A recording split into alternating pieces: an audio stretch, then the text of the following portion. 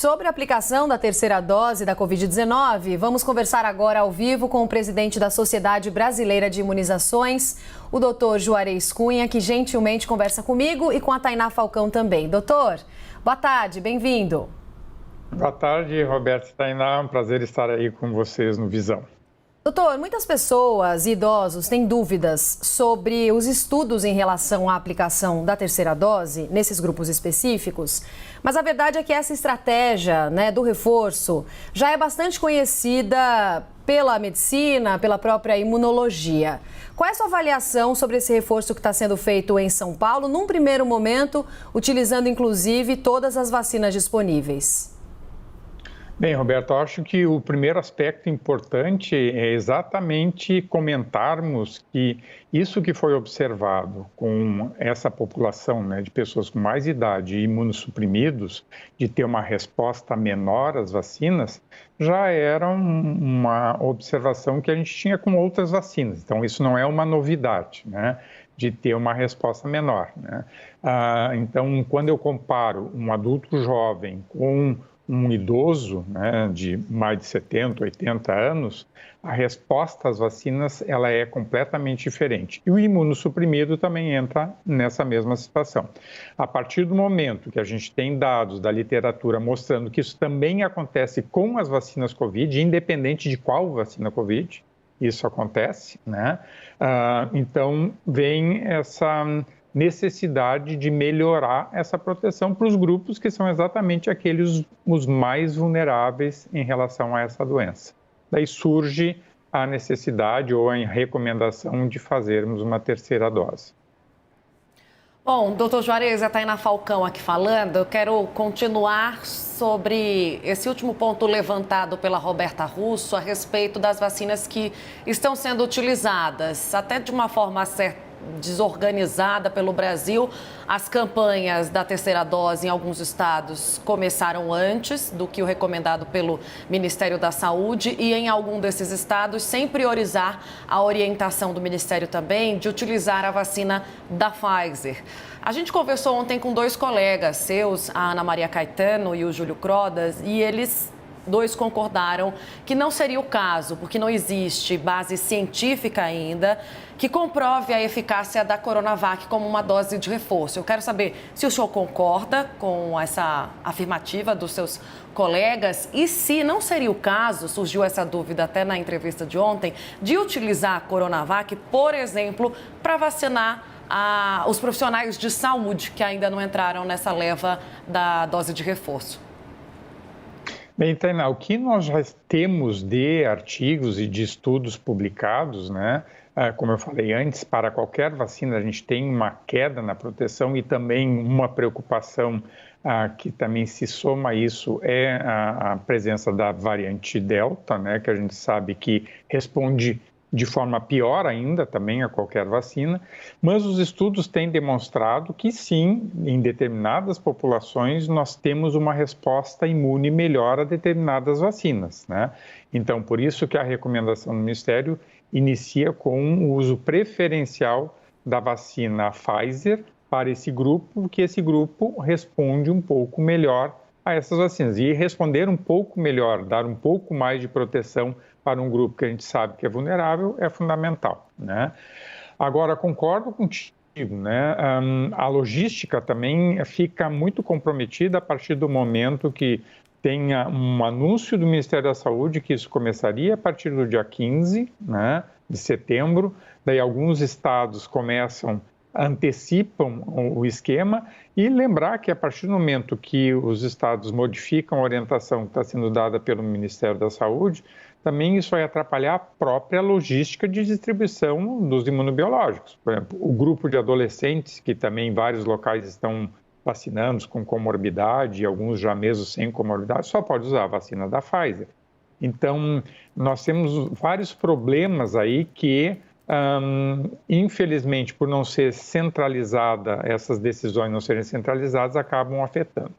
E essa pergunta que tu fez em relação aos profissionais da saúde, que também foram um grupo que foi vacinado inicialmente, a literatura mundial, as instituições mundiais, por enquanto, não estão recomendando a terceira dose ou reforço para populações que não sejam essas em que se observou uma diminuição importante na proteção, que são grupos bem específicos, de idosos e imunodeprimidos. Então, claro que eu acho que essa discussão em algum momento vai acontecer, porque sabemos que a proteção vai caindo com o tempo, né? Então, em algum momento isso vai acontecer, mas teremos daí mais dados de estudos, de literatura científica que possam embasar e definir qual a melhor conduta, né? Mas, doutor, em relação a essa terceira dose, há uma discussão se, de fato, a intercambiabilidade entre as vacinas seria mais eficaz. Se essa terceira dose deveria ser aplicada para todas as vacinas que a gente tem disponível, como vai ser, por exemplo, feita a partir do dia 15 de setembro em São Paulo, não com Pfizer ou com a AstraZeneca. Qual que é a sua visão sobre isso? Então, esse outro aspecto também foi demonstrado e também era uma teoria de que quando tu administra produtos de plataformas diferentes, tu pode ter uma melhor resposta imune.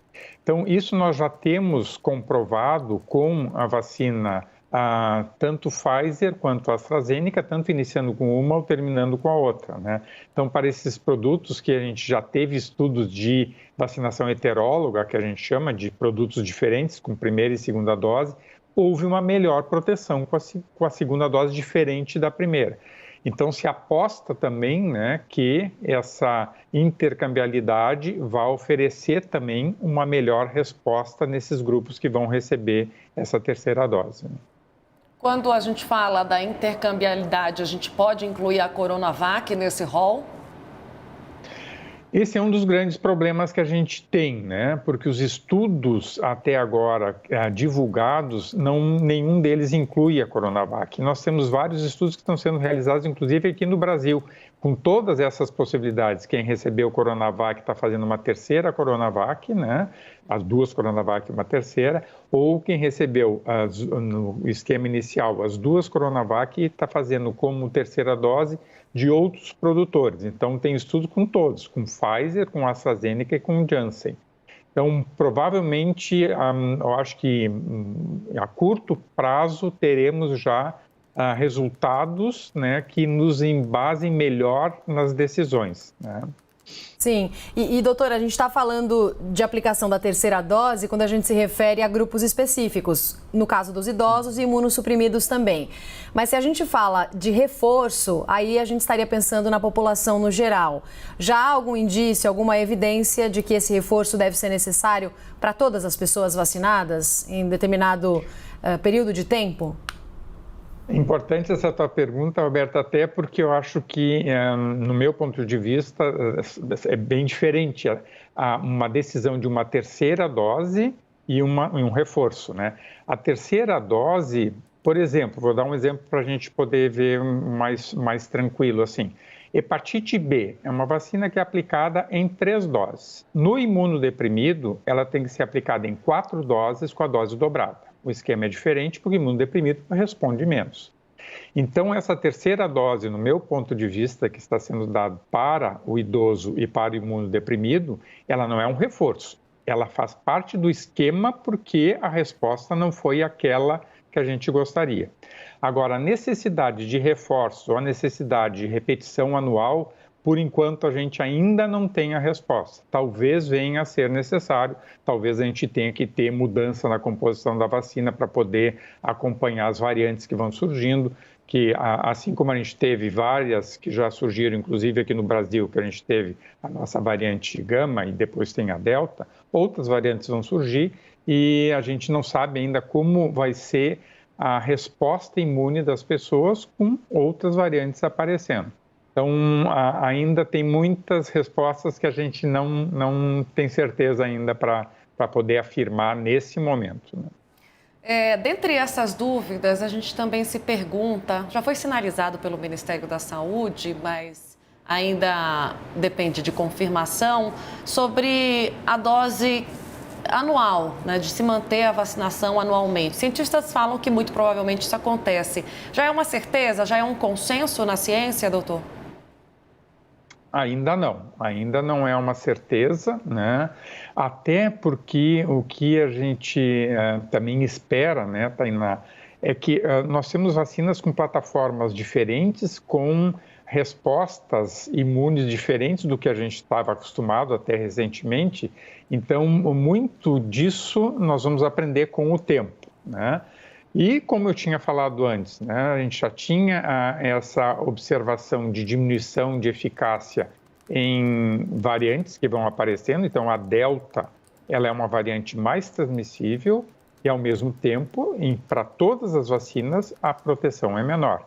Então, nós vamos ter que ver também como que isso vai evoluir, porque enquanto tivermos essa inequidade de vacinação entre os países, né, e mesmo aqui no próprio Brasil, nós temos muita diferença de números, de percentuais de vacinados, mas enquanto eu tiver países vacinando 70%, 80%, 90%, e alguns países nem começaram a vacinar ainda, nem aqueles grupos prioridade da prioridade, nós teremos circulação ainda do vírus, acometimento de pessoas e possibilidades cada vez maiores de surgirem novas variantes. Tem alguns estudos mostrando que quanto maior o percentual de pessoas vacinadas, menor a chance de variantes.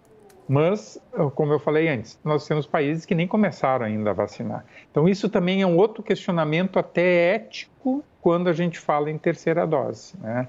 Então, isso tem sido chamado a atenção e por isso que muitas instituições têm colocado que a terceira dose não é ainda uma prioridade a ser discutida como reforço, né, nesse momento, porque a gente precisa avançar muito na vacinação de outros países. A terceira dose, como nós estamos falando aqui nessa população mais vulnerável, eu acho que tu tem até um respaldo ético para defender, porque são os grupos mais vulneráveis e nós já sabemos que cai essa proteção e que a gente precisa melhorar, porque é um grupo muito vulnerável.